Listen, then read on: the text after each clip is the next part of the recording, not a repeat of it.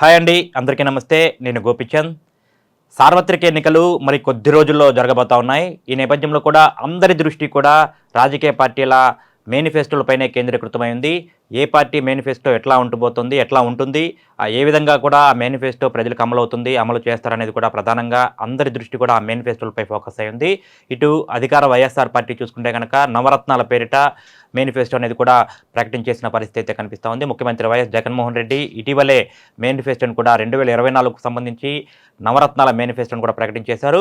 ముఖ్యంగా చూసుకుంటే కనుక వైఎస్ఆర్సీపీ అమలు చేస్తున్నటువంటి ప్రకటించినటువంటి మేనిఫెస్టోపై అన్ని వర్గాల ప్రజల్లో కూడా ఎంతో ఉత్కంఠభరితంగా కూడా ఎదురు చూశారు. నిన్నమన్నటి వరకు కూడా ఆ మేనిఫెస్టో ఏ విధంగా ఉండబోతా ఉంది, మేనిఫెస్టోలో ఏ విధమైనటువంటి హామీలు ఉంటాయని చెప్పిన కూడా అందరూ కూడా ఎంతో ఆసక్తిగా అయితే ఎదురు చూస్తున్న పరిస్థితి అయితే ఉంది. ఈ నేపథ్యంలోనే వైఎస్ జగన్మోహన్ రెడ్డి ఎంతో సూటిగా కూడా నవరత్నాల మేనిఫెస్టోను కూడా ప్రకటించారు. గతంలో 2019 ఎన్నికల ముందు ఏదైతే హామీలు ఇచ్చారో ఆ నవరత్నాల పేరిట సంక్షేమ పథకాల హామీలు అయితే మేనిఫెస్టోలో పొందుపరిచారో వాటిల్నే కొనసాగింపుగా చిన్న చిన్న మార్పులతో కూడా నవరత్నాల మేనిఫెస్టో కంటిన్యూ అవుతుందని చెప్పి కూడా ప్రకటించారు. ఆ మేనిఫెస్టోపై కూడా అందరూ కూడా ఎంతో ఉత్కంఠభరితంగా ఎదురుచున్న మేనిఫెస్టోని అన్ని వర్గాల ప్రజలను కూడా విశేషంగా ఆకట్టుకుంటోంది. ముఖ్యంగా చూసుకుంటే నవరత్నాలు గతంలో ఇచ్చిన హామీలు ఏవైతే ఉన్నాయో వాటికి కొనసాగింపుగా కూడా ఈ మేనిఫెస్టో ఉండటం వల్ల కూడా అన్ని వర్గాల ప్రజల నుంచి కూడా మంచి స్పందన లభిస్తుందని చెప్పుకోవచ్చు. అట్లాగే ఇటు తెలుగుదేశం పార్టీ కానివ్వండి, జనసేన కానివ్వండి, విపక్షాల కూటమి కూడా సూపర్ 6 అంటూ కూడా ఇప్పటికే కూడా మేనిఫెస్టో ప్రకటించిన పరిస్థితి, సూపర్ 6 హామీలు అంటూ కూడా ప్రజల్లోకి వెళ్ళిన పరిస్థితి కనిపిస్తోంది. ముఖ్యంగా వైఎస్ఆర్సీపీ జగన్మోహన్ రెడ్డి ప్రకటించిన మేనిఫెస్టోలో ప్రధానంగా 9 అంశాలను అయితే తీసుకున్నారు. ఆ 9 అంశాల ప్రకారం చూసుకుంటే కనుక మహిళా సాధికారతకు పెద్దపీట వేస్తా ఈ వైఎస్ఆర్సీపీ మేనిఫెస్టో అయితే ఉంది. అట్లాగే పేదలందరికీ ఇల్లు, అట్లాగే నాడు నేడు, అట్లాగే ఉన్నత విద్య, వ్యవసాయం, వైద్యం, విద్య, అభివృద్ధి, సామాజిక భద్రత, ప్రధానంగా ఈ 9 అంశాల మీద అయితే వైఎస్ఆర్సీపీ ప్రధానంగా దృష్టి సారించి కూడా మేనిఫెస్టోను అయితే ప్రకటించిన పరిస్థితి కనిపిస్తోంది. అన్ని వర్గాల ప్రజలకు ఇటు కింద స్థాయి నుంచి కూడా ఇటు ఉన్నత స్థాయి వర్గాల వరకు కూడా అందరికీ కూడా ఉపయోగపడే విధంగా అయితే వైసీపీ మేనిఫెస్టో అయితే ప్రకటించిన పరిస్థితి కనిపిస్తోంది. విపక్షాల కూటమి చూసుకుంటే కనుక సూపర్ 6 అంటూ కూడా ముందుకు వెళ్తా ఉన్న పరిస్థితి కనిపిస్తుంది. ఒక డిఫరెంట్గా హామీలు అయితే సూపర్ 6 ద్వారా కూడా బాబు షూరిటీ భవిష్యత్తు గ్యారంటీ అంటూ కూడా ఒక హామీలు అయితే 6 హామీలు అయితే కూడా విపక్ష పార్టీల నుంచి చంద్రబాబు నాయుడు కానివ్వండి, పవన్ కళ్యాణ్ కానీ ప్రకటించిన అయితే పరిస్థితి కనిపిస్తోంది. యువతకు నిరుద్యోగ భృతి కానివ్వండి, స్కూల్కి వెళ్ళే విద్యార్థికి ప్రతి విద్యార్థికి 15,000 రూపాయల సాయం కానివ్వండి, అట్లాగే రైతు భరోసా, ఇంటింటికి ఉచిత గ్యాస్ సిలిండర్లు, అట్లాగే ప్రతి మహిళకి నెలకి 1,500, అట్లాగే మహిళలకి ఆర్టీసీలో ఉచిత ప్రయాణం అంటూ కూడా పార్టీలు కూడా మేనిఫెస్టో సూపర్ 6 పేరుతో కూడా ప్రకటించిన పరిస్థితి కనిపిస్తోంది. ఇటు ఏ పార్టీకి సంబంధించిన మేనిఫెస్టోని ప్రజలు నమ్మే పరిస్థితి ఉంది. ఇటు వైఎస్ఆర్సీపీ అమలు చేస్తున్నటువంటి నవరత్నాల సంక్షేమాన్ని అమలుకు సంబంధించిన మేనిఫెస్టో ప్రజలకు ఎట్లా చూస్తూ ఉన్నారు, ఇటు చంద్రబాబు విపక్ష పార్టీల హామీల గురించి కూడా ప్రజలు ఏమనుకుంటున్నారనే దాని గురించి ఈరోజు మనతో పాటు డిస్కస్ చేసేందుకు ఈ మేనిఫెస్టోల అమలు తీరు ఏ విధంగా ఉండబోతోంది, ఏ పార్టీ మేనిఫెస్టోని ప్రజలు నమ్మే పరిస్థితి ఉంది, ఈ మేనిఫెస్టోల ద్వారా ప్రజలకు ఎటువంటి ఉపయోగం కలుగుతుంది అనేది కూడా మనతో పాటు డిస్కస్ చేసేందుకు కూడా ఈరోజు మున్సిపల్ మాజీ చైర్పర్సన్గా ఉన్నారు, 21వ వార్డు నుంచి కౌన్సిలర్గా ఉన్నారు సయ్యద్ ఖాళీద్ నసీం గారు మన ఛానల్ స్టూడియోలో ఉన్నారు మేడం గారు. అట్లాగే 10వ వార్డు నుంచి కూడా కౌన్సిలర్గా ఉన్నటువంటి తిరుమల శెట్టి సామ్రాజ్యం గారు కూడా మనతో పాటు ఈరోజు డిబేట్లో పాల్గొనేందుకు కూడా మన ఛానల్ స్టూడియోలో ఉన్నారు. ఇద్దరితో కూడా ఈరోజు చర్చిద్దాం. ఈ మేనిఫెస్టో ఏ మేనిఫెస్టోని ప్రజలు నమ్మే పరిస్థితి ఉంది, ఏ మేనిఫెస్టో ప్రజలకు నిజంగా ఉపయోగపడుతుంది, ఎవరి హామీలను ప్రజలు నమ్ముతున్నారు, ఆ మేనిఫెస్టోల వల్ల ప్రజలకు ఎటువంటి లబ్ధి చేకూరుతుంది అనేది కూడా మేడం గారిని అడిగి తెలుసుకునే ప్రయత్నం చేద్దాం. ముందుగా ఖాళీద్ నసీం గారి దగ్గరికి వెళ్దాం. Madam, welcome madam. ఈరోజు డిబేట్లో పాల్గొనేందుకు వచ్చినందుకు మీకు ప్రత్యేకంగా ధన్యవాదాలు తెలియజేస్తా ఉన్నాం. ప్రధానంగా చూసుకుంటే మేనిఫెస్టో అనేది కూడా ప్రతి పార్టీకి ఒక ఎన్నికల సమయంలో కానీ ఒక ఆనవాయితీగా వస్తూ ఉంది. వైఎస్ఆర్సీపీ ప్రకటించినటువంటి జగన్మోహన్ రెడ్డి ప్రకటించినటువంటి ఈ మేనిఫెస్టోని ఏ విధంగా ఉంది, ఇప్పుడు 2019 ఉన్న మేనిఫెస్టోకి 2024 మేనిఫెస్టోకి వ్యత్యాసం ఏంటి, ప్రజలు ఈ మేనిఫెస్టోని ఏ విధంగా రిసీవ్ చేసుకుంటున్నారు? అందరికీ నమస్కారం అండి. ఈరోజు మనం 2024 ఎలక్షన్కి వెళ్ళబోతున్నాము.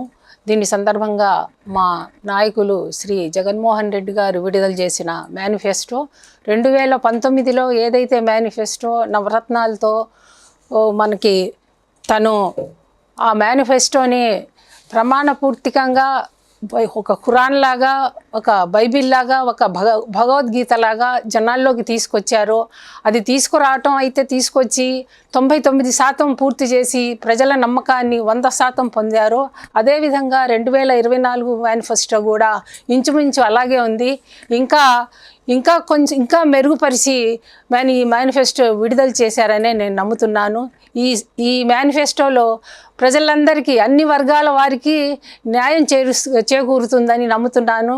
ఇంకా ఇందులో ఇంకొంచెం మెరుగుగా, అంటే అమ్మఒడి ఇంకొంచెం ఎక్కువ, కాపు నేస్తం ఇంకొంచెం ఎక్కువ, చేయూత అలాంటివన్నీ ఇంకా కొంచెం మెరుగుపరిచి ఇంకా మంచిగా ముస్లిం మైనార్టీకి కానీ, క్రిస్టియన్ మైనార్టీకి కానీ, ఇంకా ప్రతి వర్గానికి, బ్రాహ్మిన్స్కి కానీ ప్రతి ఒక్కరికి ప్రత్యేకంగా దృష్టిలో పెట్టుకొని, అలాగే వైద్యం, విద్య, ఆరోగ్యం, రైతు సంక్షేమం అన్నిటినీ దృష్టిలో పెట్టుకొని అందరికీ ఇంకా మేలు జరిగేలాగా ఈ మేనిఫెస్టో విడుదల చేయటం జరిగింది. మా మేనిఫెస్టోని ప్రజలు పూర్తిగా నమ్ముతారు. ఎందుకంటే కేవలం మేము ఇచ్చిన మాటను నమ్మి 150 సీట్లు మాకు ఇచ్చి గెలిపించారు కాబట్టి ఇంకా ఆ నమ్మకంతో ఇంకా ముందుకెళ్ళి ఇంకా ఎక్కువ 175కి 175 సీట్లు మాకు ఇవ్వటానికి, ఎమ్మెల్యే సీట్లు ప్రజలంతా సిద్ధంగా ఉన్నారని నేను నమ్ముతున్నాను. రైట్, ఖచ్చితంగా. అట్లాగే మేడం, మీరు చెప్పండి సామ్రాజ్యం గారు, ప్రధానంగా చూసుకుంటే 2019 మేనిఫెస్టో నవరత్నాల సంక్షేమ పథకాల పేరుతో మేనిఫెస్టో ప్రకటించారు. ఇప్పుడు 2024లో మళ్ళీ వైఎస్ జగన్మోహన్ రెడ్డి నవరత్నాలకు ప్లస్ అంటూ కూడా దానికి కొనసాగింపుగా మరో 5 ఏళ్ల పాటు ప్రజలకు సంక్షేమం ఇచ్చే విధంగా కూడా మేనిఫెస్టో ప్రకటించారు. మేనిఫెస్టో మీద ప్రజల అభిప్రాయం ఎట్లా ఉంది? ముఖ్యంగా మేనిఫెస్టోలో మహిళా సాధికారతకు పెద్దపీట వేసినట్టు కనిపిస్తూ ఉంది. దాని గురించి మీరేమంటారు? అందరికీ నమస్కారం అండి. 2019 ముఖ్యమంత్రి గారు మేనిఫెస్టో విడుదల చేశారు. మరి ఆ మేనిఫెస్టోని చూసి, ఈ మేనిఫెస్టోని చూసిన తర్వాత నిజం అనే పదానికి నిర్వచనం చెప్పారని ప్రజలందరూ కూడా అనుకుంటున్నారు. నిజం అనే పదానికి నిర్వచనం ఏంటి అంటే 2019 మేనిఫెస్టో ఏదైతే విడుదల చేశారో ఆ విడుదల చేసిన మేనిఫెస్టోను తూచా తప్పకుండా 95% అమలు చేయటం జరిగింది.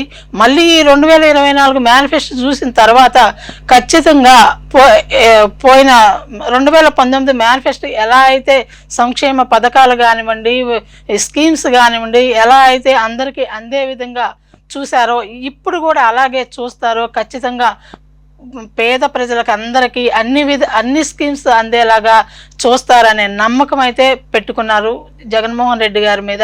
అలానే వారు కూడా అలానే చేస్తారని మేము భావిస్తున్నాం. అంటే ప్రధానంగా ఈ మేనిఫెస్టో 2019 మేనిఫెస్టో కానివ్వండి, ఇటు 2024 మేనిఫెస్టో కానివ్వండి, ఎక్కువగా మహిళా సాధికారతకి పెద్దపీట వేశారు. దాని గురించి ఈ పథకాలు, ఈ మేనిఫెస్టో ద్వారా మహిళలకి ఎటువంటి లబ్ధి చేకూరింది గతంలో, ఇప్పుడు ఏ విధంగా ముందుకు ఇంకా భవిష్యత్తు కాలంలో ఏ విధంగా లబ్ధి చేకూరబోతా ఉందంటారు? గత ప్రభుత్వంలో అయితే, మన టీడీపీ గవర్నమెంట్లో అయితే అసలు పేద మహిళలు అందరూ కూడా చాలా ఇబ్బందులు పడేవాళ్ళు. మరి మన ప్రభుత్వం వచ్చిన తర్వాత వైఎస్ఆర్ చేయూత పథకం పెద్ద స్కీము, ఆ వైఎస్ఆర్ చేయూత ఇచ్చిన తర్వాత 18,750 రూపాయలు ఇచ్చిన తర్వాత ప్రతి మహిళ కూడా చిన్న చిన్న చిల్లర కొట్లు కానివ్వండి, టైలరింగ్ షాప్ కానివ్వండి, లేకపోతే టిఫిన్ బళ్ళు కానివ్వండి పెట్టుకొని ఈరోజు వాళ్ళ కాళ్ళ మీద వాళ్ళు నిలబడటమే కాకుండా వాళ్ళ కుటుంబాలను కూడా అభివృద్ధి పరుచుకుంటున్నారు. కేవలం ఆ వైఎస్ఆర్ చేయూత స్కీమ్ ఇచ్చిన ప్రతి మహిళ ఆ చిన్న చిన్న ఏదో ఒకటి వ్యాపారాలు చేసుకొని వాళ్ళ కుటుంబాన్ని వాళ్ళని అభివృద్ధి పరుచుకుంటున్నారు. అదేవిధంగా మరి అమ్మఒడి పెట్టారు స్కీము. గత ప్రభుత్వంలో మేము చూసినట్లయితే ఆ అమ్మఒడి స్కీమ్ పెట్టకముందు టీడీపీ గవర్నమెంట్లో పేద పిల్లలందరూ కూడా పనులకు తీసుకెళ్లేవాళ్ళు తల్లిదండ్రులు, లేదా రోడ్ల మీద పిచ్చిగా ఆడుకునేవాళ్ళు.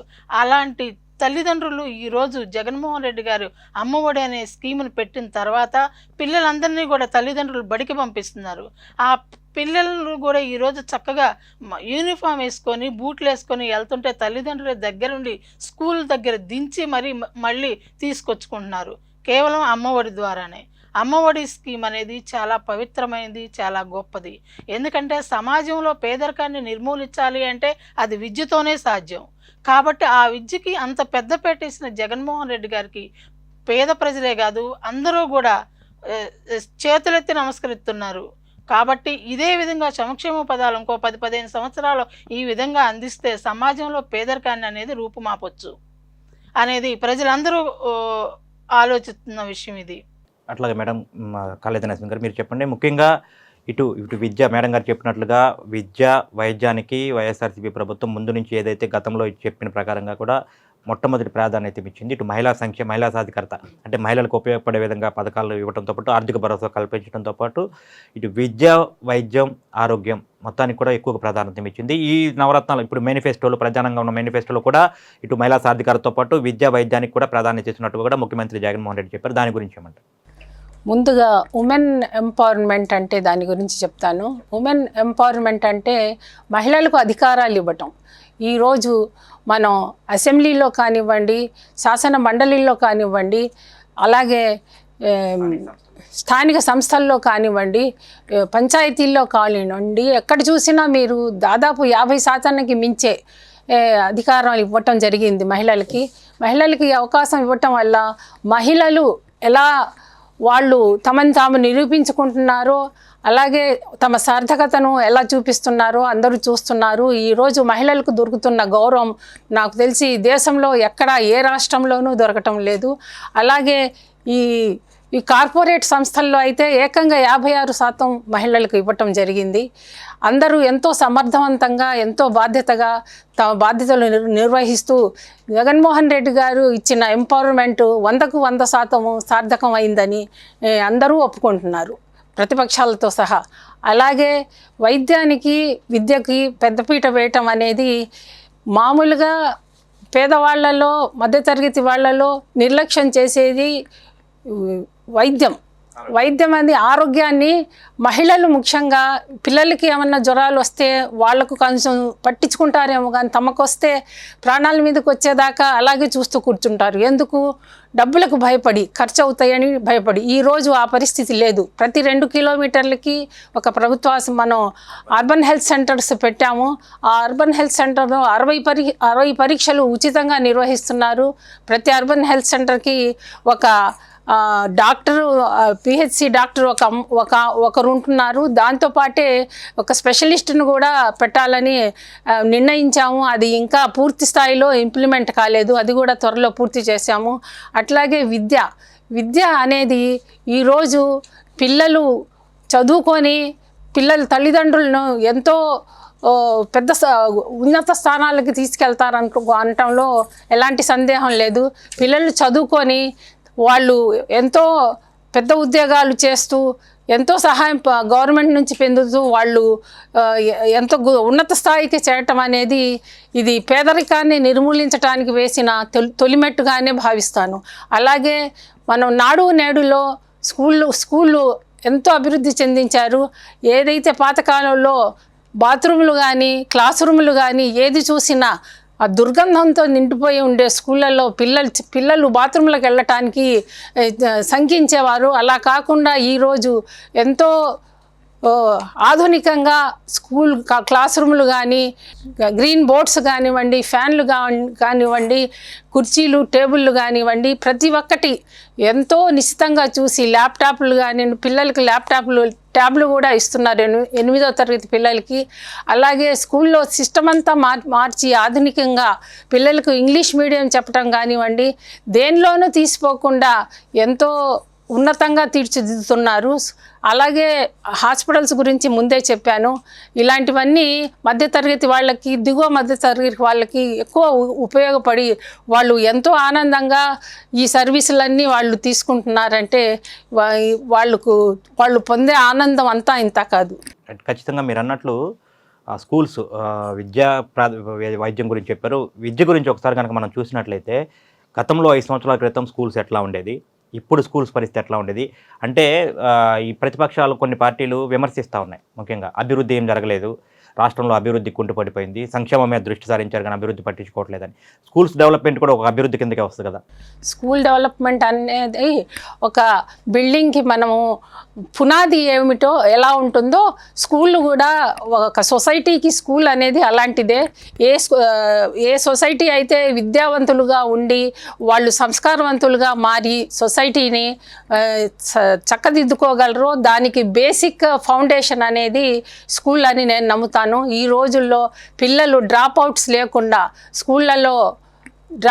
లేకుండా స్కూళ్ళలో వెళ్ళి టయానికి చదువుకొని వాళ్ళకు అమ్మఒడి వస్తుంది, వాళ్ళకి భోజనం కూడా అక్కడే ఇచ్చి వాళ్లకు అన్ని సౌకర్యాలు కలుగజేస్తున్నారు కాబట్టి వాళ్ళు ఈరోజు పిల్లలు చదువుకోవడానికి ఎక్కువ ఇష్టపడుతున్నారు. అలాగే తల్లిదండ్రులు కూడా అమ్మఒడి వస్తుంది కాబట్టి పిల్లలకు ఫీజులు కట్టడానికి ఇబ్బంది పడే పని లేకుండా వాళ్ళకు యూనిఫామ్లు, స్కూల్ బ్యాగులు అవన్నీ కొనే అవసరం లేకుండా 100% అసలు ₹1 ఖర్చు పెట్టకుండా వాళ్ళు స్కూలు 1వ క్లాసు నుండి ఇంటర్మీడియట్ వరకు అన్ని ఖర్చులు ప్రభుత్వమే భరిస్తుంది కాబట్టి వాళ్ళు ఎలాంటి ఇబ్బంది లేకుండా పిల్లలను చదివించుకుంటున్నారు. ఈ లెక్కన మనం పిల్లలకు ఒక మంచి జీవితాన్నే కాకుండా స్కూల్ డ్రాప్అవుట్స్ అనేది 0% అయిపోయింది. అలాగే స్కూళ్ళల్లో పిల్లల పర్సంటేజ్ కూడా చాలా పెరిగిపోయింది గత 4-5 సంవత్సరాల నుంచి. మార్క్స్ పర్సంటేజ్ కూడా పెరిగింది. స్కూళ్ళల్లో కూడా 70% కంపల్సరీగా అటెండెన్స్ ఉండాలి అనే ఒక కండిషన్ పెట్టడం వల్ల పిల్లలు కూడా స్కూల్కి సరిగ్గా వెళ్ళి ఆ స్కూళ్ళల్లో బాగా చదువుకొని ఈసారి పర్సంటేజ్ 70% వచ్చింది 10th క్లాస్లో. ఇది చెప్పడానికి నేను చాలా సంతోషిస్తున్నాను.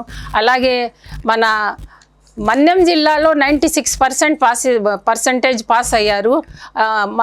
పార్వతీపురం మన్యం జిల్లా. అలాగే ఈ పర్సంటేజ్ అనేది పెరగటం అనేది కేవలం ఈ అభివృద్ధి వల్ల, ఈ స్కూల్ నాడు నేడు వల్ల, స్కూళ్ళల్లో వచ్చిన మార్పు వల్లే జరిగిందని నేను ఘంటాపథంగా చెప్పగలను. రైట్ ఖచ్చితంగా స్కూల్స్లో ఉన్నటువంటి ఫెసిలిటీస్ ఏదైతే ఒక మంచి అట్మాస్ఫియర్ స్కూల్స్లో కల్పించారో ఆ స్కూల్స్కి వెళ్ళిన పిల్లలు కూడా ప్రశాంత వాతావరణంలో చదువుకోవటం వల్ల ఇటు స్కూల్స్లో హాజరు శాతంతో పాటు మార్క్స్ పర్సంటేజ్ కూడా ఖచ్చితంగా మీరు అన్నట్లుగా పెరిగింది. ఇంకోటి ఏంటంటే మన ఆంధ్రప్రదేశ్లో బాల కార్మిక వ్యవస్థ అనేది కూడా కంప్లీట్గా ఎరాడికేట్ అవ్వటానికి మన ఈ స్కూళ్ళల్లో మేము చేసిన మార్పులే ప్రధాన కారణం అవుతుందని నేను ఖచ్చితంగా నమ్ముతున్నాను. అవును, ఖచ్చితంగా ఎందుకంటే మనకు గతంలో పిల్లలు షాప్స్లో వీటిల్లో పనిచేస్తారు. పిల్లలు షాప్స్లో డబ్బుల కోసం పిల్లల్ని డబ్బులు లేక పంపించేవాళ్ళు. ఈరోజు అలాంటి అవసరం ఏ తల్లికి లేదు, ఏ తండ్రికి లేదు కాబట్టి వాళ్ళు తప్పకుండా పిల్లల్ని చదివించుకుంటారు. వాళ్ళు చదువుకొని ఎంతో ఉన్నత స్థానానికి వెళ్ళటానికి ప్రభుత్వం విద్యా దీవెన కూడా అందించి ఇంకా విదేశాలకు కూడా వెళ్ళటానికి వాళ్ళకి అవకాశం కల్పిస్తున్నారు కాబట్టి ఆ అవకాశాలన్నీ పుచ్చుకొని ప్రతి విద్యార్థి ఎంతో ఉన్నత చదువులు చదివి వాళ్ళ తల్లిదండ్రులకి గర్వకారణం అవ్వాలని నేను కోరుకుంటున్నాను. ఖచ్చితంగా జరుగుతుంది కూడా. మా ప్రభుత్వంలో ఇది ఖచ్చితంగా జరుగుతుంది. ఖచ్చితంగా సామ్రాజ్యం గారు, మీరు ఇప్పుడు ప్రధానంగా చూసుకుంటే ఇప్పుడు ప్రతి ఇంట్లో కూడా మీరు మహిళగా ఉన్నారు కాబట్టి ఆ సాధక బాధలు ఏంటి అనేది, ఆ కుటుంబ పోషణ ఏంటి అనేది, కుటుంబాన్ని ఎట్లా నెగ్గుకు రావాలి, ఎట్లా ముందుకు తీసుకెళ్ళాలి అనేది మీకు తెలుసు. ఖచ్చితంగా చాలామంది మహిళలు గతంలో ఎట్లా ఉండేది పరిస్థితి అంటే ఇప్పుడు ప్రభుత్వం ఇచ్చే సంక్షేమ సాయం వారికి ఏ విధంగా ఉపయోగపడుతుంది అంటే, మీరు ఒక కౌన్సిలర్గా మీ వార్డు పరంగా చూసుకుంటే కనుక మీ దగ్గరికి వస్తూ ఉంటారు కొంతమంది. ఇప్పుడు ప్రభుత్వం ఇచ్చే సాయం మాకు ఈ విధంగా ఉపయోగపడుతుంది. చాలామంది పేద మధ్యతరగతి వర్గాలతో పాటు ఉన్నత కుటుంబాల్లో ఉన్న మహిళలు వాళ్ళు కూడా వాళ్ళకి బయటికి రాలేని పరిస్థితి. అంటే ఏదైనా పనికి వెళ్ళాలన్నా కానీ, ఏదైనా వ్యాపారం చేసుకోవాలన్నా, ఎవరికైనా డబ్బులు అడగాలన్నా కానీ, అప్పుగా తీసుకోవాలన్నా కానీ అట్లా ఇబ్బంది పడే పరిస్థితి ఉండేది. ప్రభుత్వం ఇచ్చే సాయంతో కానివ్వండి, సంక్షేమ పథకాల సాయంతో వారి కుటుంబాలను ఏ విధంగా చూసుకుంటారు మీరు గమనించింది మీ వార్డుకు సంబంధించి? నేను గమనించింది ఫస్ట్ ప్రతిపక్ష పార్టీలన్నీ కూడా సంక్షేమమే కానీ అభివృద్ధి లేదు, వైఎస్ఆర్ కాంగ్రెస్ పార్టీ అని ప్రతిరోజు గోల పెడుతున్నాయి. కానీ సంక్షేమం అభివృద్ధి అనేది రెండు వేరు కాదండి. సంక్షేమం అభివృద్ధి అనేది రెండు కలిసే ఉంటాయి. ఎలా అంటే ఉదాహరణకి ఇప్పుడు ఒక మహిళకి సమాజంలో ఒక మహిళకి 18,750 రూపాయలు చేయూతనిస్తే ఆ మహిళ ఏం చేస్తుందంటే ఒక చిన్న కిరాణా షాప్ కానివ్వండి, లేకపోతే హోటల్ టిఫిన్ సెక్షన్ బండి కానివ్వండి, లేకపోతే టైలరింగ్ కానివ్వండి, లేకపోతే ఇంకా కూరగాయల ఇది కానీ ఏదో ఒకటి పెట్టుకొని వాళ్ళు ఎదుగుతూ వారి కుటుంబాన్ని అభివృద్ధి పరుచుకుంటూ రోజుకి 1000 రూపాయలు సంపాదిస్తున్నారు అనుకోండి, అది సంక్షేమంలో అభివృద్ధి కాదా? అది వాస్తవం కాదా? ప్రజలందరూ కూడా గుర్తించాల్సిన అవసరం ఉంది. ఇప్పుడు సంక్షేమము అభివృద్ధి అంటే సంక్షేమంలో నుంచే అభివృద్ధి వచ్చింది. అంతేగాని ఇప్పుడు మరి కాపునేస్తం ఉంది. కాపునేస్తం నా వార్డులో సుమారుగా 80 మంది దాకా వచ్చింది. 80 మందిని కొంతమంది టైలరింగ్ పెట్టుకున్నారు, కొంతమంది చిన్న ట్యూషన్ పెట్టుకున్నారు. అట్లా ఎవరికి తోచింది వాళ్ళు పెట్టుకొని ఈరోజు వాళ్ళు ఆర్థికంగా ఓ స్టెప్పు ఎదగటానికి ఉపయోగించుకున్నారు. అదేవిధంగా ఈరోజు వైఎస్ఆర్ కాంగ్రెస్ పార్టీ గత ప్రభుత్వంలో మహిళలకి పెద్దపీట వేసిన దాంట్లో ఎలాంటి సందేహం లేదు. ఈరోజు నామినేట్ పోస్టుల్లో కానివ్వండి, నామినేట్ వర్కుల్లో కానివ్వండి, దేంట్లోనైనా మహిళలను 50% రిజర్వేషన్ ఇచ్చి మహిళలను ఉన్నత స్థాయికి తీర్చిదిద్దిన ఏకైక వ్యక్తి ఎవరైనా ఉన్నారంటే వైఎస్ జగన్మోహన్ రెడ్డి గారని ఘంటాపథంగా చెప్పొచ్చు. మరి అదే ఈ సంక్షేమం ఎప్పుడైతే జగన్మోహన్ రెడ్డి గారు ఈ సంక్షేమ పథకాలు ఎన్ని పెట్టారో ఈరోజు పేదరికం 50% పైన సమాజంలో పేదరికాన్ని నిర్మూలించినట్లే. ఎందుకంటే 2 సంవత్సరాల కరోనా టైంలో జగన్మోహన్ రెడ్డి గారు నెలకి 2 సార్లు బియ్యం ఇచ్చారు. బియ్యం కానివ్వండి, పప్పులు కానివ్వండి, ఇవన్నీ. లేకపోతే ఆ టైంలో ఎన్నో కుటుంబాలు అప్పులు పాలయ్యి పెద్ద వడ్డీలకి తెచ్చుకొని అసలు వాళ్ళు కోలుకోలేని పరిస్థితిలో ఉండేవాళ్ళు. ఈరోజు అలాంటి అప్పులు లేకుండా పేదల ఆకలితో అలమటించకూడదని నెలకి 2 సార్లు రేషన్ కానివ్వండి, పప్పులు కానివ్వండి అన్నీ ఇచ్చి కరోనాలో ముందు ప్రజలను బతికించడమే ముందు ముఖ్యమని చెప్పి ఎంతో 1000 రూపాయలు, నెలకు 1000 రూపాయలు వాళ్ళ ఖర్చులకు కూడా ఇచ్చి వాలంటీర్ వ్యవస్థను పెట్టి ఆ వాలంటీర్ వ్యవస్థ ద్వారా ప్రజల్ని ముందు ప్రాణాలు కాపాడాడు. మరి అలాంటి వ్యక్తి మన ముఖ్యమంత్రి జగన్మోహన్ రెడ్డి గారు ఇవాళ మేనిఫెస్టో ఏదైతే ఇచ్చారో ఆ మేనిఫెస్టోను భగవద్గీతలాగా నమ్ముతున్నారు అందరూ కూడా. మరి అంతేకాకుండా ఆయన పెట్టిన స్కీమ్స్ ఉన్నాయి. ఇప్పుడు ఆరోగ్యశ్రీ కార్డు వచ్చింది. మొన్న మా వార్డులో మేము కొంతమందికి వచ్చిన వాళ్ళకి ఆరోగ్యశ్రీ కార్డులు పంచాము. ఆ ఆరోగ్యశ్రీ కార్డు ద్వారా మా వార్డులో ఒకరికి కాలు ఇరిగింది. కాలు ఇరిగితే మన తెనాలి హెల్త్ హాస్పిటల్లోనే రూపాయి ఖర్చు లేకుండా కాలుకు ఆపరేషన్ చేయించుకొని ఇంటికి తీసుకొచ్చారు. మరి ఆ ఆరోగ్యశ్రీ కార్డు దరిదాపు మామూలుగా అయితే 30-40 వేల రూపాయలు ప్రైవేట్ హాస్పిటల్లో ఖర్చు అయ్యేది. మరి అలాంటిది ఒక్క రూపాయి కూడా ఖర్చు కాకుండా వాళ్ళు ఆపరేషన్ చేసుకొని ఇంటికి వచ్చారంటే ఆ కుటుంబాన్ని ఆదుకున్నట్టు కాదా? అది సంక్షేమంలో అభివృద్ధి కాదా? అలాంటివి మరి అలానే కాదు, మరి సుమారుగా మన తెనాలి నియోజకవర్గంలో 27,000 ఇళ్ల స్థలాలు, ఇళ్ల పట్టాలు ఇచ్చి ఇల్లు కట్టిస్తున్నారు మన ఎమ్మెల్యే గారు. అలానే మరి ఇంకో కుటుంబాన్ని చూసుకుంటే కనుక వాళ్ళు 3,000 రూపాయలు మేము వేరే ఇంట్లో అద్దెకుంటున్నామమ్మా, మాకు ఇల్లు వచ్చింది, మా ఇంట్లోకి మేము వెళ్ళిపోతున్నాము, 3,000 రూపాయల అద్దె మాకు ఆర్థికంగా మేము సేవ్ అవుతాము, మేము వెళ్తున్నాము అని చెప్పారు. మరి ఆ కుటుంబానికి 3,000 రూపాయల ఆర్థిక సాయం అందించినట్టేగా. ఆర్థికంగా సంక్షేమంలో అభివృద్ధి అంటే అవి 2 వేరు కాదు. మరి ప్రతిపక్షాలకు అర్థమై మాట్లాడుతున్నారో లేకపోతే బురద చల్లాలి పార్టీ మీద మాట్లాడుతున్నారో తెలియదు, కానీ సంక్షేమం అభివృద్ధి అనేది 2 వేరు కాదు. అవి 2 ఒకటే, ఒకదానికోటి కలిసి ఉంటుంది. కాబట్టి ముందు ప్రతిపక్ష పార్టీలు అది గమనించాలి. ఈరోజు జగన్మోహన్ రెడ్డి గారు ఏ అయితే సంక్షేమ పథకాలను ప్రవేశపెట్టారో ఆ సంక్షేమ పథకాల వలన కరోనాను జయించగలిగారు. కరోనా తర్వాత ఇవాళ పేదరికాన్ని కూడా జయించగలిగారు. సమాజంలో 50% పైన పేదరికాన్ని ఇవాళ సంక్షేమం వల్లనే నిర్మూలించగలిగారు అంటే అది వాస్తవం. ఎవరో నమ్మినా నమ్మకపోయినా ప్రజలైతే నమ్ముతున్నారు. ఈ ప్రతిపక్ష పార్టీలు నమ్మినా నమ్మకపోయినా వాస్తవం అయితే అది. ఈరోజు మరి కరోనా టైంలో ఎంతో ఇబ్బందులు వాలంటీర్ వ్యవస్థనే పెట్టారు. మరి అలాంటిది ఈరోజు అసలు మన మేనిఫెస్టో గురించి కానీ మన పార్టీ గురించి కానీ మాట్లాడే అర్హత కూడా ప్రతిపక్ష పార్టీలకు లేదు అని నేను అనుకుంటున్నాను. మరి వాళ్ళు అధికారంలో ఉన్నప్పుడు మరి వృద్ధాప్య పెన్షన్ తీసుకోవాలంటే ఎంతోమంది ముసలోళ్ళు క్యూలో నిలబడి ఎండలో సొమ్మసిల్లిపోయి ఎంతో ఇబ్బంది పడేవారు. ఈరోజు మరి వృద్ధాప్య పెన్షన్ మన ముఖ్యమంత్రి గారు ఇస్తున్నారు అంటే ఇంటికి వెళ్ళి 6 మరి వాళ్ళ చేతిలో పెడుతున్నారు.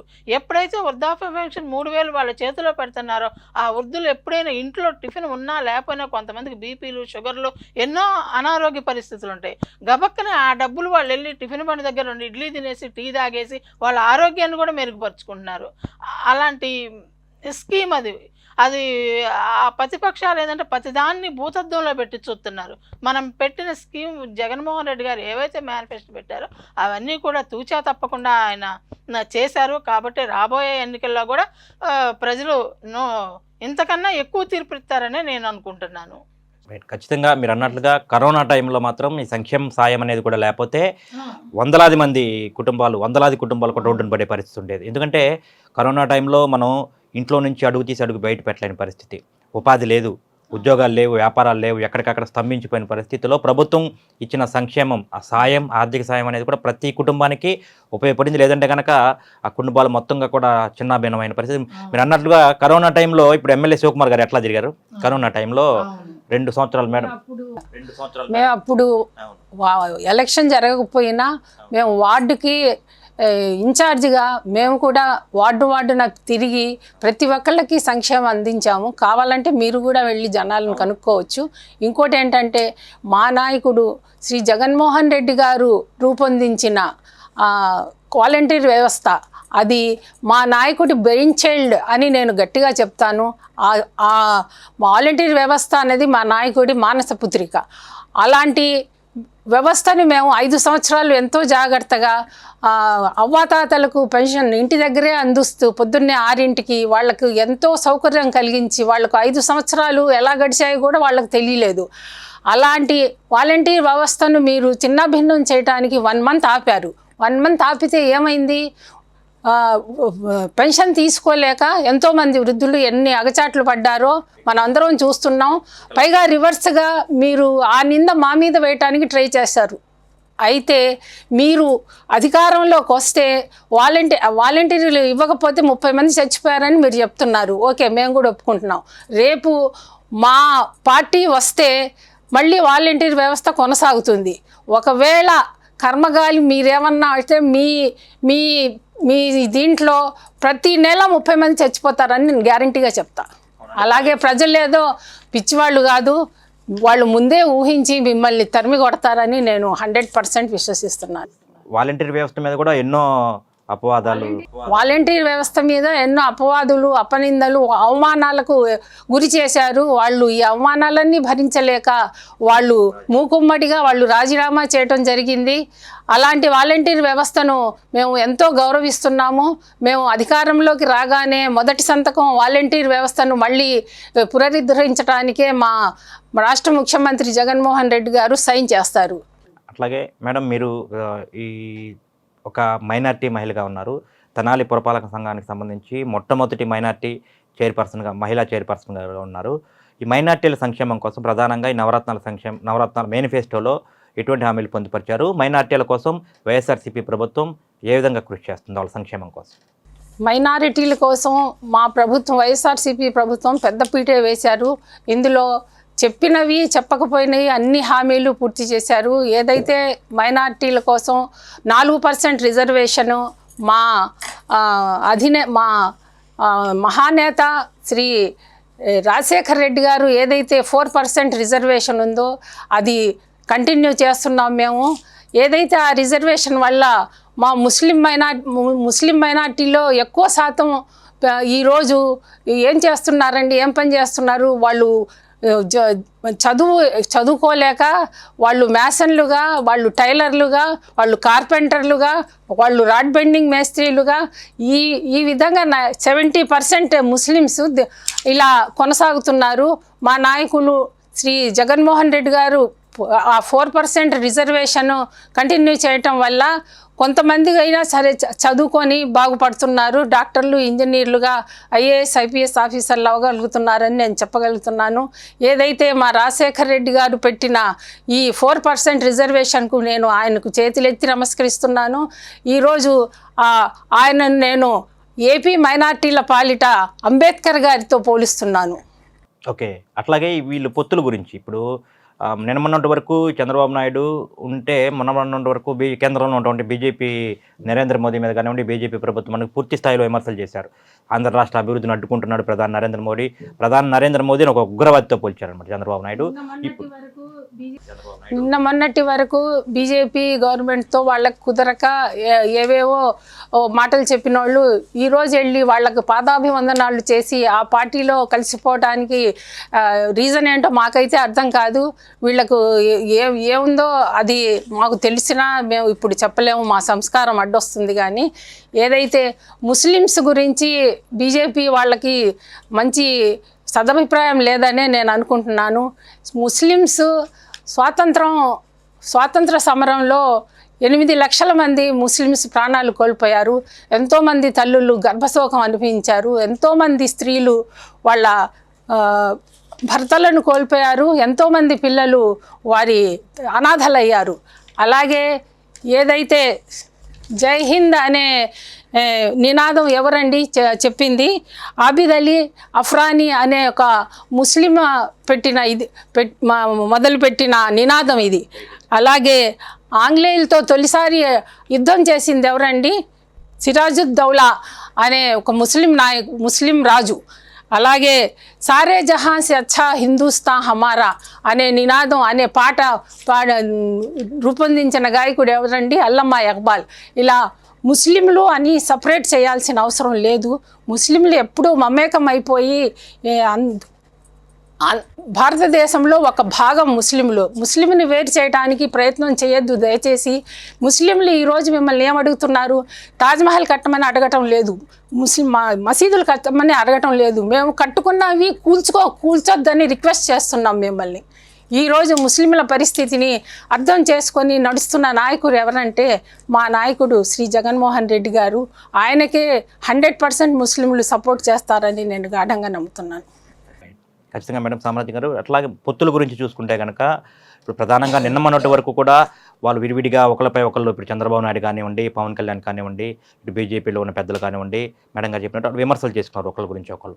అట్లాగే ఇప్పుడు ఆ 3 పార్టీలు కానివ్వండి, మిగతా పార్టీలు కూడా వాళ్ళతో అన్ని పార్టీలు ఒకవైపు ఉండి ఒక జగన్మోహన్ రెడ్డిని ఒక ఏకాగ్గా నిలబెట్టి ఆయన మీద టార్గెట్ చేస్తూ ఉన్నారు. తమకు ఎవరన్నా ఏదైనా పొలిటికల్ పార్టీల ఎజెండా ఎట్లా ఉంటుందంటే మామూలుగా మా పార్టీని గెలిపించండి, మేము అధికారంలోకి వస్తే ప్రజలకు మంచి చేస్తామని చెప్తారు. ఈ 3 పార్టీలు కానివ్వండి, విపక్షాల కూటమి అట్లా చెప్పట్లేదు. మా టార్గెట్ జగన్మోహన్ రెడ్డిని గద్దె దించడమే అని చెప్తా ఉన్నారు. వాళ్ళ టార్గెట్ అధికారంలోకి రావాలి, ప్రజలకు మంచి చేయాలని కనిపించట్లేదు. ముందు జగన్మోహన్ రెడ్డిని దించాలి అనేది మా టార్గెట్గా చెప్తా ఉన్నారు. దీని గురించి ఏమంటారు? జగన్మోహన్ రెడ్డి ఒక్కళ్ళే ఒకవైపు ఉన్నారు, విపక్ష పార్టీల కూటములు అన్నీ కలిపి ఒకవైపు ఉన్నారు. దాని గురించి మీరు ఏమంటారు? 3 పార్టీలు కాదండి, 300 మంది పార్టీలు వచ్చినా కూడా జగన్మోహన్ రెడ్డి గారిని ఏం చేయలేరు. జగన్మోహన్ రెడ్డి గారు ఏం చేయలేరు అంటే ఆయన చేసిన సంక్షేమం అనేది నిజాయితీగా చేశారు ప్రజల పట్ల. ఈ కూటమి అనేది వీళ్ళు ఇప్పుడు వచ్చిన వాళ్ళు, అంతకుముందు మరి ప్రజల గురించి ఎవరు వీళ్ళు ఆలోచించిన వాళ్ళు కాదు. కరోనా టైంలో మరి ఈ కూటమిలు ఈ పార్టీలన్నీ ఎక్కడికి పోయినాయండి? కరోనా టైంలో మరి ఏ ఒక్కళ్ళు కూడా ప్రజలు ఎలా ఉన్నారు? మరి తెనాలి నియోజకవర్గమే తీసుకుందామండి. తెనాలి నియోజకవర్గంలో నాదెండ్ల మనోహర్ గారు కరోనా వచ్చిన టైంలో కనీసం ప్రజలను పలకరించిన పాపాను కూడా పోలేదు. మరి తెలుగుదేశం పార్టీ వీళ్ళందరూ కూడా మరి కరోనా టైంలో ఈరోజు జగన్మోహన్ రెడ్డి గారు కరోనా టైంలో జనాలను బతికించుకున్నారు ఎన్నో అవస్థలు పడి. మరి ఈరోజు జగన్మోహన్ రెడ్డి గారిని ఓడించటం అనేది అది అసాధ్యం, ఎన్ని పార్టీలు కలిసి వచ్చినా కూడా. ఇలా కూటమి అందరూ కలిసి వస్తున్నారు. కూటమిని కలిసి వచ్చిన వీళ్ళు ఇప్పుడు వచ్చారండి కూటమి అని. అంతకుముందు ప్రజలకు ఏం చేశారు వీళ్ళు? కూటమని ఎవరికి ఏం చేయలేదు వీళ్ళు. మరి ఇప్పుడు నాదెండ్ల మనోహర్ గారు ఉన్నారు, మాట్లాడితే జగన్మోహన్ రెడ్డి గారు సంక్షేమం అభివృద్ధి లేదు, సంక్షేమం అభివృద్ధి లేదు అని చెప్తున్నారు. అసలు సంక్షేమానికి అభివృద్ధికి తేడా తెలుసో లేదో మరి ఆయనకి నాకు తెలియదు. తేడా తెలిస్తే నిజంగా ఆ మాట మాట్లాడరు ఎవరో కూడా. తేడా తెలిసిన వాళ్ళైతే ఇప్పుడు జరిగేది అభివృద్ధి అంటే ఏంటండి? సంక్షేమం వలన కాదా ప్రజలందరూ ఈరోజు కష్టాల నుంచి ఒడ్డెక్కి వాళ్ళ ఆర్థికంగా అప్పుల్లో నుంచి బయటపడింది? వీళ్ళు కూటమి అంటే కూటమి అనేది ఇప్పుడు ఏర్పడింది, కానీ ఈ కూటమి వల్ల మన వైఎస్ఆర్ కాంగ్రెస్ పార్టీకి ఎలాంటి ప్రమాదము లేదు. అసలు ఆ కూటమి అనే విషయాన్ని మన పార్టీ ఎవరో పట్టించుకోవట్లేదు. ఈ కూటమి అసలు మన పార్టీని ఏమీ చేయలేదు అనేది నా ఒపీనియన్. ఖచ్చితంగా మేడం మీరు చెప్పండి. కాళేజీ నరసింహ గారు, ప్రధానంగా చూసుకుంటే ఇప్పుడు మేడం గారు చెప్పినట్లు కరోనా టైంలో ఈ నాయకులందరూ ఇప్పుడు జనసేన పార్టీ నుంచి పోటీ చేస్తున్న మనోహర్ కానివ్వండి, మిగతా వాళ్ళు కానివ్వండి, ఎక్కడికి వెళ్ళారో తెలియదు. అన్నాబత్తుని శివకుమార్ గారు అయితే మీరు చూశారు, ప్రత్యక్షంగా ఉన్నారు. అవునవును. ప్రతి ఇంటికి ఇప్పుడు ఈ 5 సంవత్సరాలు గెలిచిన తర్వాత ఈ 5 సంవత్సరాల కాలంలో ప్రతి ఇంటికి టచ్ చేశారు ఆయన. ఇప్పుడు అన్నాబత్తుని శివకుమార్ గారికి ఎలక్షన్లో వైఎస్ఆర్సీపీ తరపున పోటీ చేయబోతా ఉన్నారు. ఇటువైపు నుంచి కూటమి పార్టీ తరపు నుంచి, జనసేన పార్టీ తరపు నుంచి నాదెండ్ల మనోహర్ పోటీ చేస్తూ ఉన్నారు. వీళ్ళిద్దరి పనితీరు పట్ల మీరు గమనించారు కాబట్టి ఇప్పుడు కరోనా టైం నుంచి 5 సంవత్సరాల్లో ఎమ్మెల్యే గారిని చూశారు, ఇదే 5 సంవత్సరాల్లో మనోహర్ గారిని చూస్తారు. ఏమంటారు దాని గురించి మీరు? మా శాసనసభ సభ్యులు శ్రీ అన్నాబత్తుని శివకుమార్ గారు నిరంతరం కష్టపడి ప్రజల కోసం పనిచేసే మనిషి. ఈ 5 సంవత్సరాల నుంచి ఆయన 4 రోజులు సెలవు తీసుకొని ఎక్కడికి వెళ్ళిన దాఖలాలు మేము చూడలేదు. ప్రతి నిత్యం ఎవరు పలికితే వారి దగ్గరికి వెళ్ళి వాళ్ళ అవసరాలను తీర్చే మనిషి. మా వైఎస్ఆర్సీపీ పార్టీ విధానాలే అవి అని నేను గాఢంగా నమ్ముతున్నాను. గతంలో అయితే ఎమ్మెల్యేలు గెలిచాక మళ్ళీ కళ్ళకు కనిపించేవాళ్ళు కాదు, మళ్ళీ ఎలక్షన్లు వస్తే మళ్ళీ తెల్ల చొక్కాలు వేసుకొని వచ్చేవాళ్ళు. మా వైఎస్ఆర్సీపీ విధానమే అది కాదు. ఏదైతే మేము గెలిచినా గడప గడపకి వెళ్ళి ప్రతి ఇంటికి మంచో చెడో వచ్చిన పథకాలు, అమ్మ మీకు ఈ పథకాలు వచ్చాయి ఇంకా ఏం రావాలి అని అడిగి ప్రతి గడపలో వాళ్ళ సొల్యూషన్లు చేసి దాదాపు 90% మేము అన్ని సమస్యలకి పరిష్కారాలు చేసాం. మేము దిగువ మధ్యతరగతి ప్రజలకే టార్గెట్ చేస్తున్నాం. దిగువ మధ్యతరగతి వాళ్ళ కష్టాలే మేము చూసి వాళ్ళ కోసమే మా ఎజెండా కూడా వాళ్ళ కోసమే, మేము చేసేది కూడా ఎక్కువ % వాళ్ళకే లబ్ధి పొందుతుంది. మిగతా వాళ్ళకి పొందినా అది కొంచెం తక్కువ శాతం పొందుతారని నేను భావిస్తున్నాను. అలాగే 27,000 మందికి ఇళ్ల స్థలాలు చరిత్రలో ఎప్పుడూ లేదు. మీరు తిరగరాసుకొని చూసుకోండి, ఏ రాష్ట్రమైనా సరే, దేశంలో ఏ మూలైనా వెళ్ళి చూసుకోండి, మీరు ఎక్కడా ఇన్ని ఇళ్ల స్థలాలు ఇచ్చిన దాఖలాలు ఎక్కడా లేవు. అలాగే మళ్ళీ వాళ్ళకి ఇళ్ళు కట్టిస్తున్నాం, అది కూడా మీరు చూస్తూనే ఉన్నారు. ప్రతి లేఅవుట్ దగ్గరికి మా నాయకుడు శివకుమార్ గారు వెళ్ళి ఎంతవరకు పని జరిగింది, ఇంకా ఎంత జరుగుతుంది, ఎంత టైంలో జరుగుతుంది అనే వివరాలన్నీ ఆయన దగ్గర లిస్టు పెట్టుకొని తిరుగుతున్నారు. అలాగే ఎవరికైనా రాకపోతే వాళ్ళకు మళ్ళీ ఎలా తీసుకురావాలి అనే ఆలోచనలోనే ఉంటారు. అలాగే ఆరోగ్యశ్రీలో రాని వాళ్ళకి సీఎం రిలీఫ్ ఫండ్లో కూడా డబ్బులు ఇప్పిస్తున్నాము. రైట్. అట్లాగే మేడం, ప్రధానంగా ఫైనల్గా రేపు మే 13వ తేదీన సార్వత్రిక ఎన్నికలు జరగబోతా ఉన్నాయి. తెనాలి అసెంబ్లీకి సంబంధించి ఎన్నికలు జరగబోతా ఉన్నాయి. 13వ తేదీ పోలింగ్ రోజు మరి ఒక 10 రోజుల్లో జరగబోతా ఉన్న నేపథ్యంలో ఇటు తెనాలి నియోజకవర్గానికి సంబంధించి ఇప్పుడు మీ మేనిఫెస్టో గురించి కానివ్వండి, మహిళా సంక్షేమం గురించి కానివ్వండి పెద్దపీట వేశారని చెప్తా ఉన్నారు. రేపు 13వ తారీఖు పోలింగ్ జరగబోతా ఉంది. తెనాలి నియోజకవర్గ ప్రజలందరూ కూడా తమ ఓటు హక్కు వినియోగించుకోబోతా ఉన్నారు. ఇటు తెనాలి శాసనసభ్యులుగా ఉన్నటువంటి అన్నాబత్తుని శివకుమార్ గారి గురించి కానివ్వండి, ఇటు విపక్ష పార్టీల కూటమి గురించి కానివ్వండి, వారి పనితీరు ఎట్లా ఉందనేది మీరు ప్రజలకు ఏం చెప్పదలుచుకున్నారు ఫైనల్గా? ప్రజలందరూ కూడా వాస్తవాన్ని గమనించాలండి. మరి ప్రతిపక్ష పార్టీలో నాదెండ్ల మనోహర్ గారు ఉన్నారు, ఇక్కడ క్యాండిడేట్ కాదు. మరి చంద్రశేఖర్ గారు ఎంపీగా పోటీ చేస్తున్నారు, వాళ్ళు ఎన్ఆర్ఐ క్యాండిడేటు. మరి పోయినసారి ఎన్ఆర్ఐ క్యాండిడేట్ ఆయన గల్లా జయదేవ్ గారు గెలిచారు మన తెనాలి ఎంపీ అభ్యర్థిగా. మరి కేంద్రం నుంచి కనీసం ₹1 ఫండ్స్ కూడా మనకి తీసుకురాలేదు. అది ప్రజలందరూ కూడా వాస్తవాలను గమనించండి. మరి మన ఎమ్మెల్యే గారు అంటే లోకల్ క్యాండిడేట్, మనకు అన్ని విషయాల్లో అందుబాటులో ఉంటారు.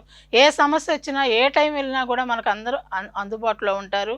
కాబట్టి ప్రజలందరూ కూడా వాస్తవాన్ని గుర్తించి రాబోయే ఎన్నికల్లో వైఎస్ఆర్ కాంగ్రెస్ పార్టీకి ఓటు వేసి అఖండ మెజార్టీ, మరి ఎంపీ అభ్యర్థిగా రోసయ్య అన్న గారు కూడా ఉన్నారు, వారు కూడా ఇక్కడ క్యాండిడేటే కాబట్టి వీళ్ళిద్దరిని గెలిపించుకుంటే మళ్ళీ మన తెనాలి నియోజకవర్గాన్ని అభివృద్ధి పదంలోకి తీసుకురావడానికి వాళ్ళిద్దరూ కృషి చేస్తారు. వాళ్ళతో పాటు మన ముఖ్యమంత్రి గారు అందరూ కృషి వల్ల ఈ సమాజంలో పేదరికాన్ని నిర్మూలించి అందరూ సుఖశాంతులతో ఉంటామని చెప్పి నేను ప్రజల్ని రాబోయే ఎన్నికల్లో ఫ్యాన్ గుర్తుకు 2 ఓట్లు వేసి ఫుల్ మెజార్టీ ఇవ్వాల్సిందిగా కోరుచున్నాను ప్రజల్ని. మేడం, అట్లాగే నసీం గారు మీరు చెప్పండి, రేపు రాబోయే పోలింగ్ రోజు ప్రజలు తెనాలి నియోజకవర్గానికి సంబంధించి ఇటు మేనిఫెస్టోకి సంబంధించి ఏ పార్టీ మీరు ప్రజలకి అండగా నిలుస్తుందని అనుకుంటున్నారు? ఏ అభ్యర్థి ప్రజలకి ఎల్లప్పుడూ అందుబాటులో ఉండాలని చెప్పి ఉంటారని మీరు అనుకున్నారు? ప్రజలకు మీరు చెప్పే మాట ఫైనల్గా. గల్లా జయదేవ్ గారిని ఫోటోల్లో తప్ప ప్రజలు ఎప్పుడు చూసింది లేదు, నేను కూడా చూడలేదు గత 5 సంవత్సరాల్లో. అలాగే ఇప్పుడు వచ్చిన వాళ్ళు కూడా ఏం చేస్తారో ఏమో ఎవరికి తెలీదు, వస్తున్నారు, మాట్లాడుకుంటున్నారు, వెళ్ళిపోతున్నారు. అలాగే మన శాసనసభ సభ్యులు అన్నాబత్తుని శివకుమార్ గారి గురించి ప్రత్యేకంగా చెప్పవలసిన అవసరం లేదు.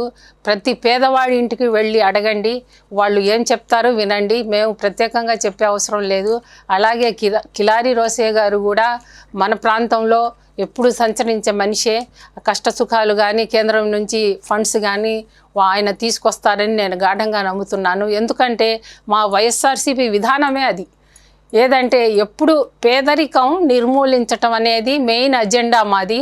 అలాగే ప్రజలకు ఆరోగ్యం, ప్రజలకు సంక్షేమం, ప్రజలకు పిల్లలకు విద్య బుద్ధులు నేర్పించటం, వాళ్ళను ప్రయోజకుల్ని చేయటం, దాని ద్వారా మన సొసైటీని ఇంకా మెరుగుపరిచి ఎంతో ఉన్నత స్థాయికి తీసుకెళ్ళటం అనేది మా ప్రధాన ఎజెండా. ఇది ప్రజలందరికీ తెలుసు. అలాగే ఇందులో ముఖ్యంగా నేను మైనార్టీ గురించి కూడా చెప్తాను. మైనార్టీ మసీదులకు కానివ్వండి, వాళ్ళ పూజా ప్రార్థనా స్థలాలకు కానీ ప్రత్యేక నిధి ఒకటి ఏర్పాటు చేశారు. అలాగే గతంలో హజ్ యాత్రకు వెళ్ళే వాళ్ళకి హైదరాబాద్ వెళ్ళి అక్కడి నుంచి వెళ్ళటానికి వృద్ధులు, పెద్దవారు, ఎవరైనా కొంచెం ఆరోగ్యం బాగలేని వాళ్ళు, కొంచెం ఇబ్బంది పడేవాళ్ళు, అలా కాకుండా విజయవాడ నుంచే వెళ్ళేలాగా మా నాయకులు శ్రీ జగన్మోహన్ రెడ్డి గారు ఎంబార్క్మెంట్ పాయింట్ అనేది విజయవాడ నుంచే పెట్టారు. డైరెక్ట్గా అక్కడి నుంచి వెళ్ళిపోవచ్చు. షాదీ తోఫా ముఖ్య ఉద్దేశం దయచేసి అందరూ కొంచెం అర్థం చేసుకోవాలని నా వినతి. 10వ క్లాసు చదివితే మీకు పరిసరాల్లో ఏం జరుగుతుంది, అక్కడ రాసుంటే అక్కడ ఏముంది అని కనీసం చూసుకోవడానికి మీకు ఆస్కారం ఉంటుంది. చదువు లేకుండా అలాగే కొనసాగిస్తే షాదీ తోఫా మీరే నష్టపోతారనే ఉద్దేశంతో 10th క్లాస్ మినిమం క్వాలిఫికేషన్ అనేది పెట్టారు. దయచేసి అది ముస్లిం సోదరీమణులు అర్థం చేసుకుంటే బాగుంటుంది. ఈసారి 100% మేమే వస్తామని నేను గాఢంగా నమ్ముతున్నాను. ఎందుకంటే మా విధానాలు అలా ఉన్నాయి. మేము కేవలం మాట ఇస్తే ఆ మాట నమ్మకంతో 151 సీట్లు ఇచ్చి మా అధికారం మా చేతికి ఇచ్చారు. అలాగే మేము అన్నీ పూర్తి చేసి ఈరోజు మేము వెళ్తున్నామంటే ప్రజలందరూ గెలిపించడానికి సిద్ధంగా ఉన్నారు. Thank you madam, thank you. మీ విలువైన సమయాన్ని కేటాయించి మాతో పాటు ఈ డిస్కషన్లో పాల్గొన్నందుకు. మొత్తంగా చూసుకుంటే కనుక వైఎస్ఆర్సీపీ ఏదైతే మేనిఫెస్టో ప్రకటించిందో 2024కు సంబంధించి ఆ మేనిఫెస్టో 100% అమలు చేయబోతా ఉన్నారు వైఎస్ జగన్మోహన్ రెడ్డి. రాబోయే రోజుల్లో రేపు జరగబోయే ఎన్నికల్లో మళ్ళీ వైఎస్ఆర్సీపీ ఘనవిజయం సాధించడం ఖాయం. మళ్ళీ వైసీపీ ప్రభుత్వమే అధికారంలోకి వస్తుంది. వచ్చిన తర్వాత 2019లో ఎట్లయితే మేనిఫెస్టో 100% అమలు చేసామో 2024 మేనిఫెస్టో కూడా ఖచ్చితంగా 100% అమలు అవుతుంది.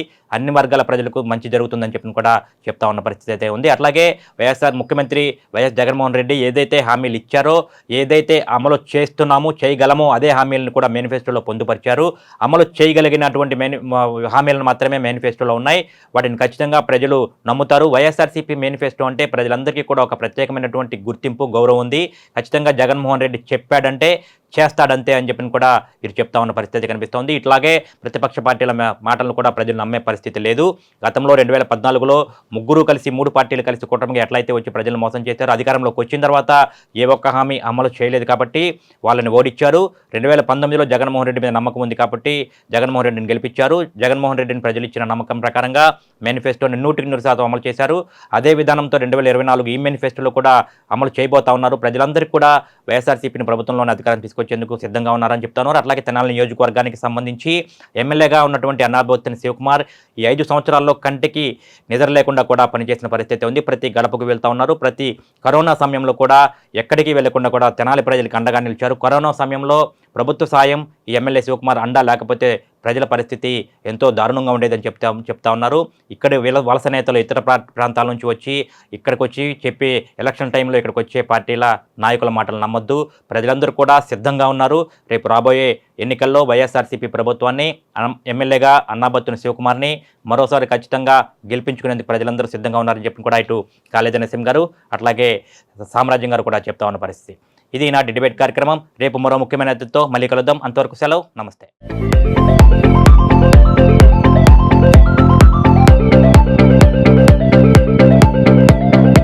Please subscribe to our YouTube channel.